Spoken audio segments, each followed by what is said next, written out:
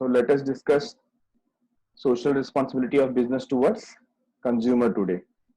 Let me share ebook with you. तो page number 119 from ebook, हम वहां पर आ जाते हैं. इसके पहले का हमने कवर अप कर लिया है. अगर आपने नहीं किया होगा तो जो लिंक मैंने सेंड किया था उस पे आप उसको गो थ्रू कर ले. ठीक है.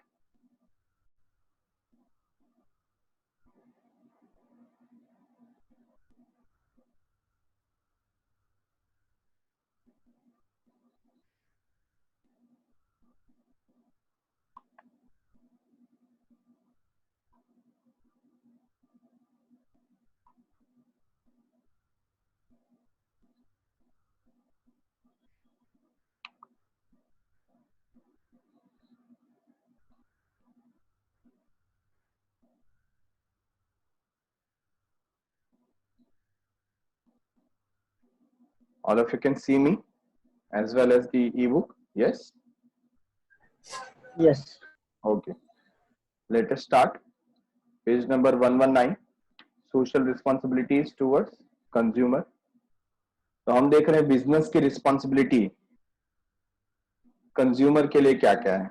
तो मैंने आपको लास्ट टाइम भी बताया था कि जब भी आप ये सोशल रिस्पॉन्सिबिलिटी का चैप्टर देख रहे हैं तो उसको दो तरीके से आपको देखना है. जब भी क्वेश्चन आपको पूछा जाता है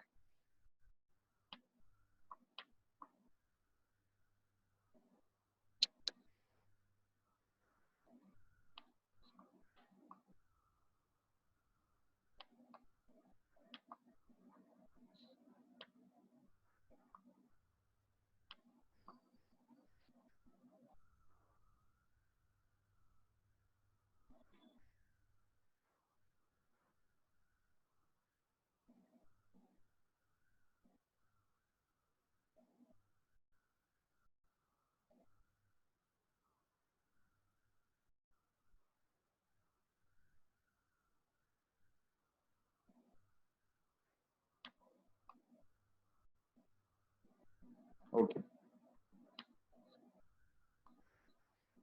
some students are trying to connect right now as well. Continue with me.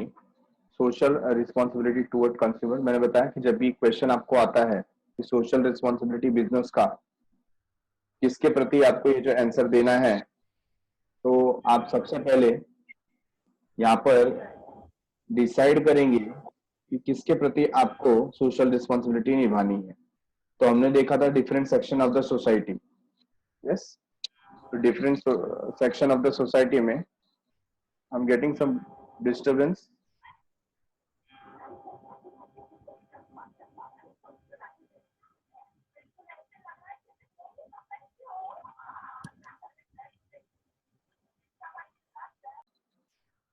तो सबसे पहले हम लोग देख रहे हैं यहाँ पर सोशल रिस्पॉन्सिबिलिटी टुवर्ड्स कंज्यूमर. आपको पहले ये सोचना है कि एज अ कंज्यूमर, अगर आप एक कंज्यूमर हो तो आपको बिजनेस ऑर्गेनाइजेशन से क्या एक्सपेक्टेशन है.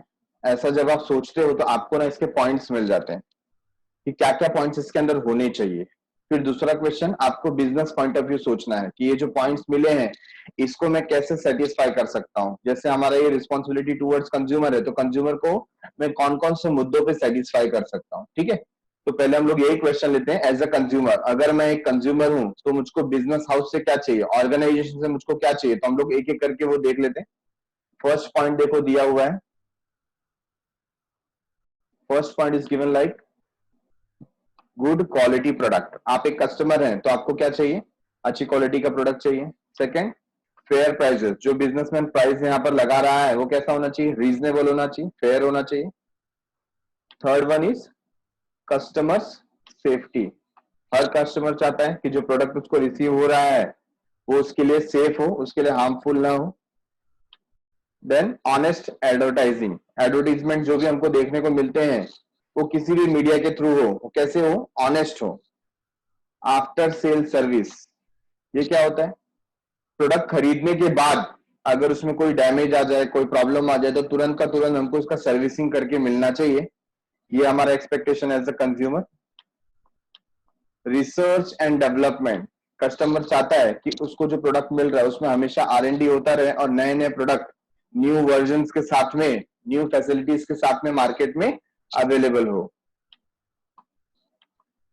नंबर 7, कस्टमर चाहता है प्रोडक्ट का रेगुलर सप्लाई। जो प्रोडक्ट वो यूज करता है, जिस प्रोडक्ट की उसको आदत हो गई है, उसका मार्केट में शॉर्टेज नहीं होना चाहिए, रेगुलर सप्लाई होना चाहिए। अटेंड कंप्लेंट, अगर कंज्यूमर कोई कंप्लेन करना चाहता है कहां पर, बिजनेस ऑर्गेनाइजेशन में, या प्रोडक्ट के खिलाफ कोई कंप्लेन करना चाहता है या कुछ बताना चाहता है, उसके कुछ ग्रीवेंसेस है, तो वो बिजनेस हाउस ने सुनना चाहिए। Point number 9, training. अगर कोई प्रोडक्ट, समझ लो हमने इलेक्ट्रॉनिक प्रोडक्ट परचेस किया है किसी ऑर्गेनाइजेशन से, तो वो कैसा वर्क करता है, तो उसका डेमोन्स्ट्रेशन हमें मिलना चाहिए, तो ये ट्रेनिंग मिलनी चाहिए। और पॉइंट नंबर 10 है अवॉइड कस्टमर्स एक्सप्लॉयटेशन। कस्टमर का, कंज्यूमर का शोषण नहीं होना चाहिए। ठीक है, तो ये 10 पॉइंट हमको समझ में आए कि एज अ कंज्यूमर हमें चाहिए फ्रॉम बिजनेस ऑर्गेनाइजेशन। अब क्या करेंगे, एक एक करके हम एक्सप्लेनेशन देखते हैं।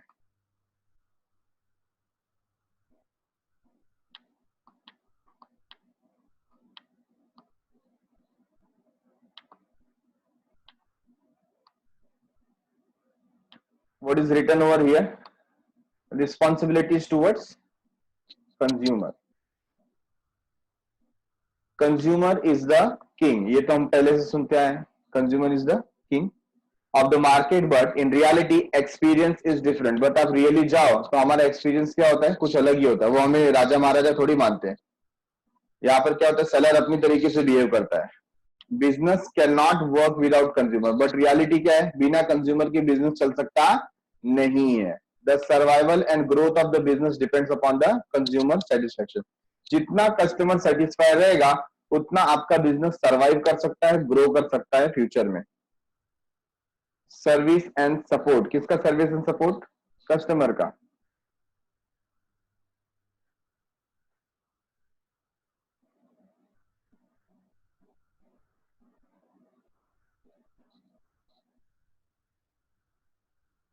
Work without consumer, the survival and growth of business depends upon the consumer satisfaction, service and support. तो आपका बिजनेस कैसे सर्वाइव करेगा, कैसे ग्रो करेगा, डिपेंड करता है आपका कस्टमर कितना सेटिस्फाइड है आपसे, कैसा सर्विस आपने प्रोवाइड किया, कैसा सपोर्ट दिया आपने उसको।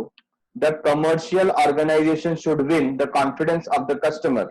जो कमर्शियल ऑर्गेनाइजेशन है उसने कस्टमर का दिल जीतना चाहिए। ठीक है, कॉन्फिडेंस जीतना चाहिए उसका।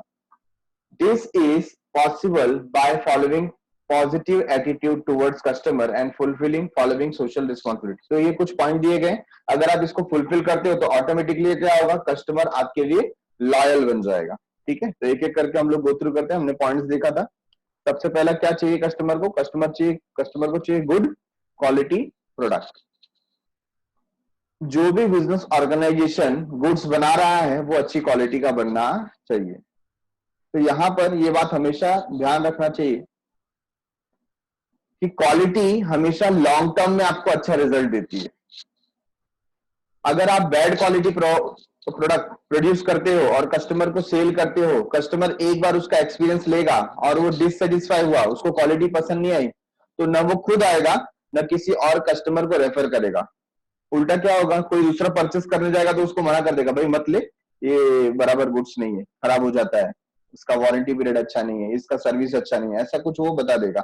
तो इसमें क्या है, आपको देखना है कि बेटर क्वालिटी का प्रोडक्ट आपको प्रोवाइड करना है। The organization should produce quality goods. Every organization should have its quality control department, so inferior and substandard products can be rejected. हर एक ऑर्गेनाइजेशन का अपना क्या होता है, क्वालिटी कंट्रोल डिपार्टमेंट रहता है। वो क्या करता है, वो चेक करता है कि हर एक गुड्स क्या होना चाहिए, प्रॉपर बनना चाहिए, जिसमें से अगर कोई खराब गुड्स है, जिसको हम बोल रहे हैं इंफीरियर गुड्स या सब स्टैंडर्ड गुड्स, हमारे स्टैंडर्ड से बिलो लेवल का गुड्स है, तो वो रिजेक्ट हो जाए, वो कस्टमर तक ना पहुंचे। क्योंकि ऐसा गुड्स जो इंफीरियर है, जो खराब है, अगर वो कस्टमर तक पहुंच गया तो कस्टमर क्या हो जाएगा, डिससेटिस्फाई हो जाएगा, और कस्टमर डिससेटिस्फाइड हुआ तो अगेन वो हमारा प्रोडक्ट फ्यूचर में कभी परचेस नहीं करेगा, हम वो कस्टमर खो देंगे, उसके साथ साथ उसके जितने रेफरेंसेस हैं वो भी हम खो देंगे। इंटरनेशनल स्टैंडर्ड ऑर्गेनाइजेशन जो आईएसओ सर्टिफिकेशन मिलता है is the latest trend towards quality control. तो आज की तारीख में आप देखेंगे क्वालिटी कंट्रोल के लिए कोई भी प्रोडक्ट गुड क्वालिटी का है कि नहीं है, उसके ऊपर आईएसओ सर्टिफिकेशन आपने बहुत बार पढ़ा होगा, आईएसओ सर्टिफाइड ऐसा करके। तो इसके अंदर क्या होता है, ये क्वालिटी का एक सर्टिफिकेशन होता है। तो current generation ISO certified product purchase करना ज्यादा प्रेफर करता है। It is the latest trend towards quality control. Quality control में एक लेटेस्ट ट्रेंड है, किसी के ऊपर भी आईएसओ का सर्टिफिकेशन अगर रहता है तो हम उसको बेटर क्वालिटी का समझ सकते हैं। This ensure customers about quality product, और कस्टमर को क्वालिटी का इससे पता चलता है। आपने देखा होगा इलेक्ट्रॉनिक प्रोडक्ट के ऊपर आईएसआई का मार्क होता है, देखा है आपने कभी ऐसा प्रोडक्ट परचेस करते हुए? या फूड ग्रेन्स वगैरह रहता है तो उसके ऊपर एग्रो करके एक मार्क रहता है जो क्वालिटी के बारे में बताता है। तो ऐसे ही सर्टिफिकेशन किसका होता है? मैन्युफैक्चरिंग एक्टिविटी का होता है, प्रोसेसिंग का होता है, जिसको हम लोग बोलते हैं आईएसओ सर्टिफिकेशन। तो ये आईएसओ सर्टिफिकेशन क्या है? International standard organization. ये अपना एक नंबर देती है, सर्टिफिकेट नंबर देती है कि आपका प्रोडक्शन का प्रोसीजर कैसा है, वो सेफ है कि नहीं है, वो बेटर क्वालिटी के गुड्स प्रोड्यूस करता है या नहीं करता। अगर आप अच्छी क्वालिटी का गुड्स प्रोड्यूस नहीं करते हो तो ये आपको सर्टिफिकेट नहीं देगा। ठीक है, तो यहां पर सबसे पहला काम ऑर्गेनाइजेशन का क्या है? गुड क्वालिटी प्रोडक्ट प्रोवाइड करना। Next point, fair prices. Fair prices मतलब रीजनेबल प्राइस की बात कर रहा हूं। आज की तारीख में जहां पर क्या हो रहा है, ऑर्गेनाइजेशंस कॉस्ट कटिंग में लगी हुई हैं, वेस्टेज को कम करने में लगी हुई है। क्यों लगी हुई है? ताकि कम प्राइस में गुड्स को कस्टमर तक पहुंचाया जा सके। अच्छा, इससे क्या होगा? जो प्राइस वॉर होता है एक सेलर का दूसरे सेलर के बीच में, जिसको हम लोग कंपटीशन बोल सकते हैं, तो उसमें हर एक सेलर चाहता है कि उसका पोजीशन बेटर वे में हो। अगर वो कम प्राइस में बेचेगा तो ऑब्वियसली कस्टमर ज्यादा आने के चांसेस होते हैं। तो यहां पर हमको फेयर प्राइस का पॉलिसी यूज करना चाहिए as a organization. The consumer should not be cheated by charging high price. लेकिन कई बार क्या होता है, आप जब भी अनऑर्गेनाइज सेक्टर में जाते हो, आप मार्केट में जाते हो, जहां पर मॉल वगैरह की बात छोड़ दो, क्योंकि मॉल में क्या होता है एमआरपी वगैरह फिक्स रहता है, बट बहुत जगह पे प्राइसेस जैसे ओपन मार्केट होते हैं, आप वहां पर जाते हो तो क्या होता है, जो पर्टिकुलर सेलर है वो आपको देख करके एक दिमाग में अंदाजा लगाता है कि ये पर्सन मुझे कितना तक पे कर सकता है। सपोज आप एक रेडीमेड गारमेंट परचेस करने गए किसी के पास से, रेडीमेड शर्ट पैंट ऐसा परचेस करने गए या एक सेट परचेस करने गए, तो उसने आपको देख करके प्राइस बता दिया कि ये तो 2000 रुपीज का एक सेट आपको मिल जाएगा करके, ठीक है, और आप परचेस करके आप आए, और बाद में आपको क्या पता चलता है, आपका जो फ्रेंड है उसने सेम शर्ट सेम पैंट और उसी शॉप से उसको 1200 रुपीज में लेकर आया। मतलब जो चीज आपको 2000 में मिली वो उसको कितने में मिली? 1200। क्यों? उसने बार्गेन किया और सेलर मान गया और उसने आपको दे दिया। तो आप यहाँ पर चीटेड महसूस करोगे। मैं गया था तो मुझे कम नहीं किया, मुझे 2000 का दिया, और मेरा फ्रेंड गया तो उसको 1200 का दे दिया, और सेम शॉप है, कोई चेंजेस नहीं है। तो ऐसे केस में आपके दिमाग में वो बैठ जाएगा कि मुझको नेक्स्ट टाइम से ये शॉप से कभी परचेस करना नहीं। तो इसका मतलब क्या होता है? इसका मतलब ये है कि आपको हाई प्राइस चार्ज नहीं करना है, आपको हाई प्राइस चार्ज नहीं करना है। ठीक है, इससे क्या होता है, कस्टमर चीटेड फील करता है। It is not possible to fool the customers at all the time. हर बार आप कस्टमर को फूल नहीं बना सकते हो, बेवकूफ नहीं बना सकते हो, मूर्ख नहीं बना सकते हो। आज की तारीख में तो क्या होता है, कस्टमर्स को कोई प्रोडक्ट परचेस करना होता है, फॉर एग्जांपल आपको कोई सेलफोन परचेस करना है, तो आप क्या करते हो, आप सबसे पहले उसको ऑनलाइन चेक करते हो। ऑनलाइन चेक करने के बाद दूसरे वेबसाइट पे चेक करते हो, shopclue.com पे कितना है, फ्लिपकार्ट पे कितना है, अमेजोन पे कितना है, टाटा क्लिक पे कितना है। तो हर एक वेबसाइट पे आप चेक करके देखते हो कि इसका प्राइस वो लोग कितने में सेल कर रहे हैं। आपको जहां पे मिनिमम प्राइस दिखता है तो आप साथ ही साथ आप शॉप में भी जाकर के पूछते हो कि ये पर्टिकुलर प्रोडक्ट है वो कितने का दे रहे हो आप। अगर उसने ज्यादा प्राइस बताया तो आप उसको सीधा सीधा बोलते हो ऑनलाइन तो ये इतने में मिल रहा है। मतलब कस्टमर को आज की तारीख में प्राइस का अच्छे से पता होता है। ठीक है, तो आप उसको हर बार मूर्ख नहीं बना सकते, फूल नहीं बना सकते।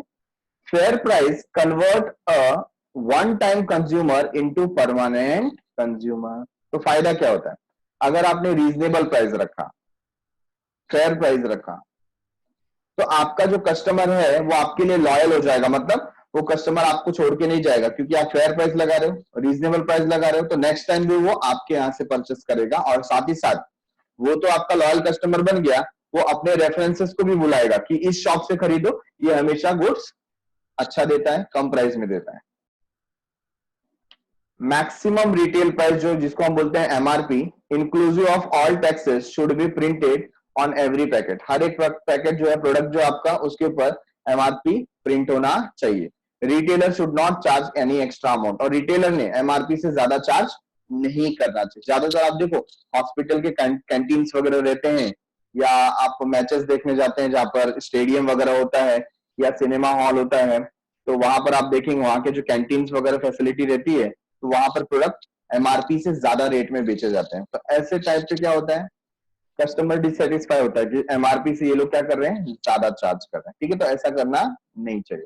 अभी प्राइस वॉर के बारे में आप देखोगे आज की तारीख में क्या हो रहा है, डीमार्ट, डीमार्ट जैसा जो मॉल है, एक टाइप का सुपरमार्केट है, ये क्या कर रहा है, मैक्सिमम प्रोडक्ट को कम प्राइस में सेल कर रहा है वो। और इसके वजह से क्या हो रहा है, लोग ऑटोमेटिकली सेटिस्फाई होते हैं कि डीमार्ट जाना चाहिए, वहां पे कम प्राइस में वो प्रोडक्ट मिल रहा है। ठीक है, तो अल्टीमेटली क्या होता है, उनका कस्टमर बेस बढ़ता है, ऑटोमेटिकली कस्टमर उनके पास खींचे चले जाते हैं, और जो रिटेलर्स हैं उनका बिजनेस धीरे धीरे कम हो रहा है डीमार्ट की वजह से। ये प्राइस वॉर जैसा है। ठीक है, तो आपको फेयर प्राइस रखना चाहिए, मतलब रीजनेबल प्राइस रखना चाहिए। Point number 3, customers safety. Customers safety, अभी कोई पर्टिकुलर आप प्रोडक्ट सेल कर रहे हो, फॉर एग्जांपल आपका रेस्टोरेंट का इंडस्ट्री है। अभी रेस्टोरेंट में क्या होता है, आप फूड प्रोवाइड करते हो, सर्व करते हो, जैसे कस्टमर को चाहिए वैसे आप प्रिपेयर करके उनको प्रोवाइड करते हो। बट कोई कोई रेस्टोरेंट में क्या होता है, एक दो दिन जो पुराना खाना है वो लोग फ्रिज में रख देते हैं, और जो कस्टमर डिमांड करता है तो उसको गर्म करके दे देते हैं। और ऐसे में कभी कभी केसेस किसका हो जाता है, फूड पॉइजनिंग का हो जाता है। हमें पता नहीं होता कि किचन में क्या चल रहा है, कैसे बन रहा है, वी डोंट नो। तो जो प्रोडक्ट हम खा रहे हैं वो सेफ है या नहीं है, इसका ख्याल किसको रखना चाहिए, जो उसको प्रिपेयर कर रहा है, होटल इंडस्ट्री को रखना चाहिए, रेस्टोरेंट को रखना चाहिए। तो ऐसे ही डिफरेंट डिफरेंट प्रोडक्ट है, जैसे इलेक्ट्रॉनिक आइटम है, जैसे हम लोग आयरन यूज करते हैं, आयरनिंग करते हैं घर में, आपने बजाज का आयरन लिया या किसी और कंपनी का फिलिप्स का लिया, और समझिए उसके वायर में कुछ प्रॉब्लम है या शॉर्ट सर्किट का प्रॉब्लम है, या आपने मिक्सर लिया या वॉशिंग मशीन लिया, कोई भी ऐसा प्रोडक्ट लिया जिसको हम लोग मैन्युअली हैंडल करते हैं, और जब आप उसको यूज कर रहे हो उस समय क्या हुआ, एक शॉर्ट सर्किट हुआ, आग लगने का चांसेस हो सकता है, आपको शॉक लग सकता है, आपकी जान जाने की भी जोखिम उसमें हो सकती है। तो ऐसे केस में कस्टमर की सेफ्टी बहुत जरूरी है। सपोज आप व्हीकल परचेस कर रहे हो, कोई आप फोर व्हीलर परचेस कर रहे हो, और फोर व्हीलर में कहीं पे ब्रेक का कुछ प्रॉब्लम हुआ, या उसका कोई मशीन प्रॉपर काम नहीं करता है। आपने देखा बहुत बार ये टाटा के बारे में अफवाह उड़ाई गई थी, हमने सुना था कि टाटा की जो कार होती है, कौन सी, टाटा नैनो की जो बात कर रहा हूं मैं, तो उसमें क्या हो जा रहा था, आग लग जा रहा था। तो customer safety point of view, बहुत सारे कस्टमर ने क्या किया, उसको लेना बंद कर दिया, बट बाद में मालूम पड़ा ये सब न्यूज क्या थी, फेक थी, बनाई गई न्यूज थी ये सब। ठीक है, तो उसके बारे में फिर कभी डिस्कस करेंगे। बट कस्टमर का सेफ्टी सबसे पहले आता है। आप जो भी कोई प्रोडक्ट बनाते हो उसमें कस्टमर के लिए सेफ है या नहीं है, ये आपको चेक कर लेना चाहिए। नेस्ले कंपनी का बीच में मैंने 11th स्टैंडर्ड में भी बताया था, जो इमरान हाशमी करके है, उन्होंने एक फिल्म निकाला था, आई थिंक टाइगर करके कोई फिल्म थी इमरान हाशमी की, बट उसको बाद में रिलीज नहीं किया गया। तो उसने क्या किया, जो इंटरनेट के ऊपर प्लेटफॉर्म्स रहते हैं नेटफ्लिक्स वगैरह जैसे, उसके ऊपर उसने उसको पुट किया। तो देखना कभी आपको मूवी मिलेगी, उसका ट्रेलर देखना आप। उसके अंदर क्या था कि जो बच्चों के लिए प्रोडक्ट बनता है, जैसे हॉर्लिक्स वगैरह हम लोग देखते हैं, तो नेस्ले ने एक प्रोडक्ट बनाया था बच्चों के लिए। और वो प्रोडक्ट बाद में क्या होता है कि बच्चों के स्वास्थ्य के खिलाफ होता है, मतलब वो बहुत सारे बच्चे उसको खाकर मरने लगते हैं, तो फिर वो नेस्ले कंपनी के खिलाफ केस करता है। तो ऐसे बहुत सारी चीजें उसके अंदर बताई गई है। तो क्या होता है, आप प्रॉफिट के चक्कर में कभी कभी क्या करते हैं, कस्टमर के हेल्थ के साथ खिलवाड़ करते हैं, तो ऐसा करना नहीं चाहिए। सेफ्टी आपके लिए प्रेफरेंस होना चाहिए। The business must ensure that the product supplied will not adversely affect the life and health of the customer. Customer का जो लाइफ है, हेल्थ है, वो सफर नहीं करना चाहिए। ठीक है, किसके प्रोडक्ट से, बिजनेसमैन के प्रोडक्ट से।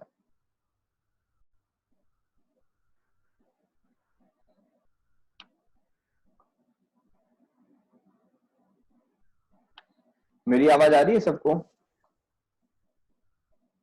Are you listening? Yes, sir.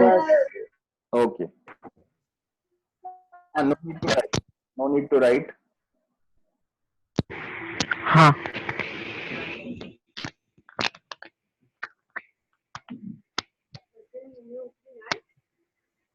चार को क्या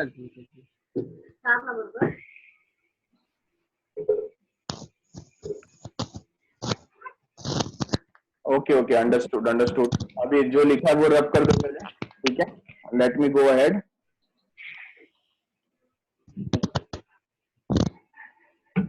Rub it, rub it. No need to write on the screen.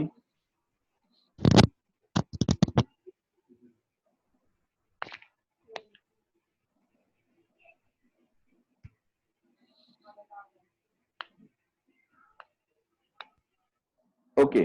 So unsafe product should not be marketed. अगर प्रोडक्ट हमारे लिए अनसेफ है, अगर बिजनेसमैन को ऐसा लगता है कि ये जो प्रोडक्ट मैं बेच रहा हूँ वो कस्टमर के लिए प्रॉपर नहीं है, तो उसको मार्केट में बेचना नहीं चाहिए, ठीक है? इसके ऊपर भी एक फिल्म और मैं बताना चाहूंगा, कॉर्पोरेट करके एक मूवी है जो कोल्ड ड्रिंक के ऊपर था, आप उसको देखना कभी। के मेनन और बिपाशा बसु ने उसमें वर्क किया है, जिसमें कोल्ड ड्रिंक इंडस्ट्री जो रहती है वो एक ऐसी जगह से वाटर यूज करती है जिसके अंदर केमिकल कुछ कंपाउंड रहते हैं, जिसको उन्हें पता होने के बावजूद वो लोग क्या करते हैं, मार्केट में सेल करते हैं, और जिससे लोगों के हेल्थ के ऊपर इफेक्ट होता है, ठीक है? तो ऐसा नहीं करना चाहिए। Consumers should be warn of any unsafe goods. अगर कोई गुड्स अनसेफ है तो कस्टमर को उसके बारे में बताना चाहिए। तो प्रोडक्ट को कैसे हैंडल करना है, सेफ्टी मेजर्स क्या है, कैसा है, वो प्रोडक्ट के ऊपर लिखा होना चाहिए प्रॉपर वे में, ठीक है? तो point number 3 we have covered. Next one is honest advertising. अभी ऑनेस्ट एडवर्टीजमेंट में हम लोग अभी एडवर्टीजमेंट करने वालों को हाथ तो नहीं रोक सकते हैं, क्योंकि बहुत बार आप देखते हैं कि एडवर्टीजमेंट ऐसे ऐसे आते हैं, ह्यूमर पॉइंट ऑफ व्यू बहुत बार एडवर्टीजमेंट हमको ऑनेस्ट नहीं दिखते हैं, फिर भी ठीक है, समझ में आता है, बट उसके अंदर कोई ऐसा एडवर्टीजमेंट नहीं होना चाहिए कि उन्होंने गारंटेड बोला है और बाद में वो फेक निकला करके। The consumer want to know the fact. Consumer को क्या चाहिए? सच्चाई चाहिए, फैक्ट चाहिए, features, advantage, side effect etcetera. तो ये सब कस्टमर को चाहिए रहता है प्रोडक्ट के बारे में। Of the product the advertisement conveys this information. और एडवर्टीजमेंट के थ्रू क्या होता है, वो सारे इंफॉर्मेशन प्रोवाइड किए जाते हैं। So the organization must be sure that the advertisement is not being misleading. तो जो ऑर्गेनाइजेशन है वो जब भी एडवर्टीजमेंट करता है उसको ये इंश्योर कर लेना चाहिए कि एडवर्टीजमेंट की वजह से कोई मिसलीड नहीं हो रहा है, किसी तक गलत इंफॉर्मेशन नहीं पहुंच रही, ठीक है? बीच में एक प्रोडक्ट आया था व्हील, और व्हील के एडवर्टीजमेंट में, सॉरी नॉट व्हील, टाइड करके एक वॉशिंग पाउडर उन्होंने बीच में एडवर्टीजमेंट निकला था, लगभग 4 to 5 years बैक मैंने देखा। और जब वो एडवर्टीजमेंट खत्म होता है तो उसमें वहां लिख कर आता है हल्दी और चंदन इसमें मिक्स है करके, हल्दी और चंदन के गुणों के साथ। तो जो दूसरी कंपनी थी, व्हील जैसी कंपनी, उसने उसके ऊपर केस कर दिया कि आपने वॉशिंग पाउडर के अंदर हल्दी और चंदन डाला है, इसका क्या प्रूफ है आपके पास? तो बाद में ये मालूम पड़ा कि नहीं, उन्होंने हल्दी चंदन उसमें नहीं डाला था, उसका सिर्फ फ्रेग्रेंस डाला है, मतलब एक केमिकल बेस्ड उसमें डाला ताकि उसमें से उसकी खुशबू आए, बाकी और उसमें ऐसा कुछ नहीं था। तो उनको अपना एडवर्टीजमेंट चेंज करना पड़ा, और बाद में वो एडवर्टीजमेंट में लास्ट में बताते हैं सिर्फ with the fragrance of sandal and turmeric.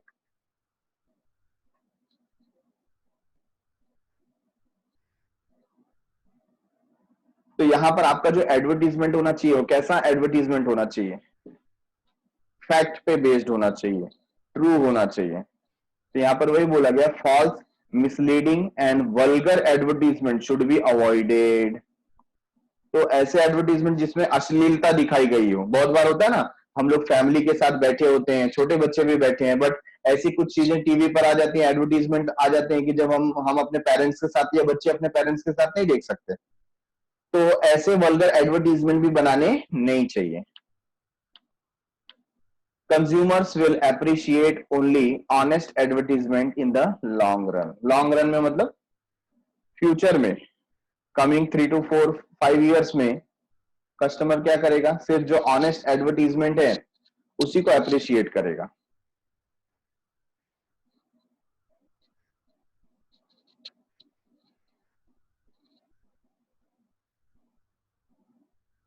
अभी देखो इसमें फिर से मुझे याद आता है, जैसे जो पेप्सोडेंट है, कोलगेट एंड पेप्सोडेंट, जब ये इंडिया में नए नए आए थे तो इन्होंने यहाँ की इंडस्ट्री के ऊपर रिसर्च किया, यहाँ पर एक सोशल सर्वे किया और देखा कि यहाँ पर ज्यादातर जो जो रिमोट एरिया में, जैसे विलेजेस में, गांव में लोग रहते हैं, वो ब्रश करने के लिए या टूथपेस्ट वगैरह यूज करने के लिए किस चीज का इस्तेमाल करते हैं, तो ज्यादातर उनको मालूम पड़ा नीम का दातून होता है। कुछ लोग जो फिटकरी बोला जाता है उसका यूज करते हैं, कुछ लोग ऑयल और सॉल्ट का यूज करते हैं, और फिर कुछ लोग चारकोल का यूज करते हैं। ठीक है, ये सारे प्रोडक्ट का यूज करते थे। तो जब वो लोग नए नए मार्केट में आए तो उन्होंने क्या किया, ये बताना स्टार्ट किया कि आप ये जो चारकोल यूज करते हो, आप ये जो सॉल्ट यूज करते हो, ऑयल यूज करते हो, ये सब क्या है, ऑर्थोडॉक्स मेथड है, इससे कुछ होता नहीं, ये बेकार चीजें हैं।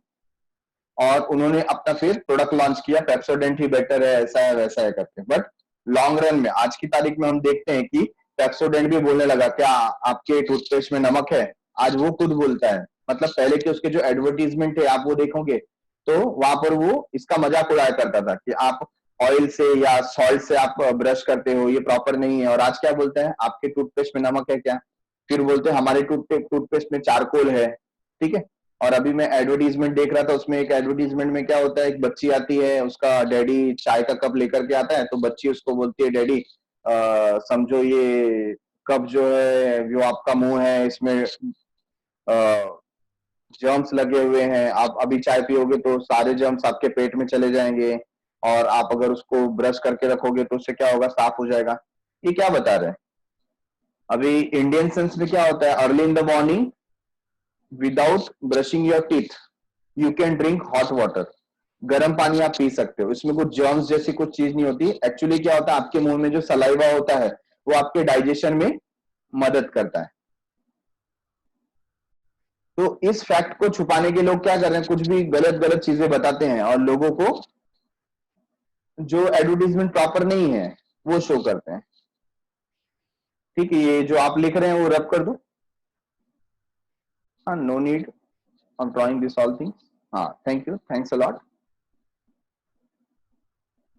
तो हमको समझ में आया यहाँ पर कि एडवर्टीजमेंट जो होता है वो कैसा होना चाहिए, ऑनेस्ट होना चाहिए, और लॉन्ग रन में लोग उसी को समझेंगे। अदरवाइज क्या होगा, बाद में मजाक उड़ाएंगे। अभी देखो कोरोना के टाइम पे मुझे याद आया, ये जो लाइफ बॉय का ऐड आता था, तेरा साबुन स्लो है क्या, बंटी बंटी वो बोलता है तेरा साबुन स्लो है क्या, सॉरी बंटी ये बोलता है कि 1 मिनट तक हाथ धोने चाहिए, तो वो लड़की आके, कोई पिंकी वगैरह कोई आके बोलती है कि बंटी तेरा साबुन स्लो है क्या, तो लोग उसका मजाक उड़ाते हैं, है ना। तो उस पीरियड में वो बहुत चला था। लेकिन आज की तारीख में फिर